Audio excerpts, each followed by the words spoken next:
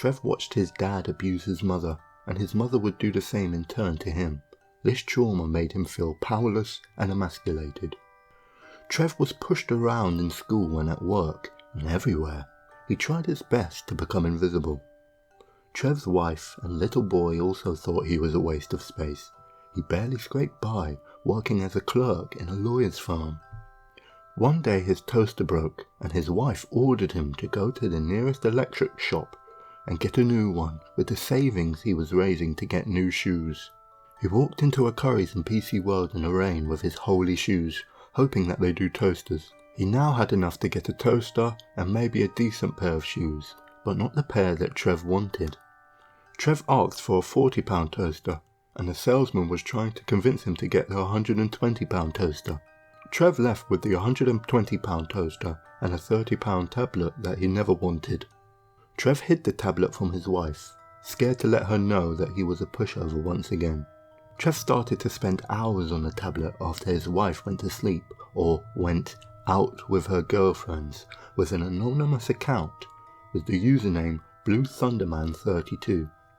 Every thought that he didn't have the balls to tell his father, mother, wife, son, work colleagues, his mate Ronald, and everyone else who treated him like dirt on the bottom of their shoe, he put into his tweets.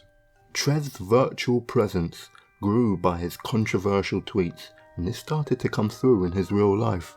Trev confronted his work colleagues for hiding his mug.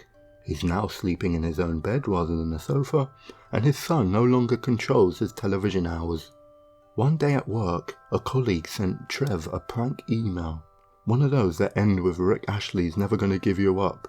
Instead of laughing this off, Trev held on to this rage, thinking that he was past this kind of abuse. That night, Trev wrote some horrible tweets about Punjabis, as his pranking colleague Patar the Puma was a Punjab. Trev awoke to his account being suspended indefinitely. He was a broken bird.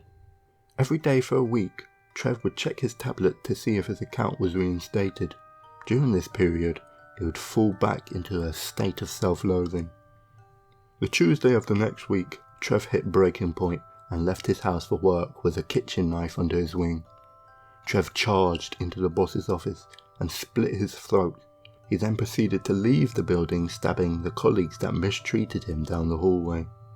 Trev made sure to stab Patar 3 times. Trev got home. His wife was shocked by all the blood covering his body, but before she could say anything, Trev slit her throat open. He was so sick of her nagging tone. Trev's son ran into the room, then froze at the sight. He burst into tears and Trev went over to him, stroked his head, then pierced the knife into his stomach.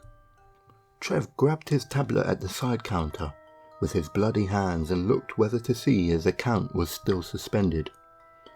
After seeing it was, Trev put the knife to his neck and considered killing himself. He heard police sirens and the voice of Officer Porky.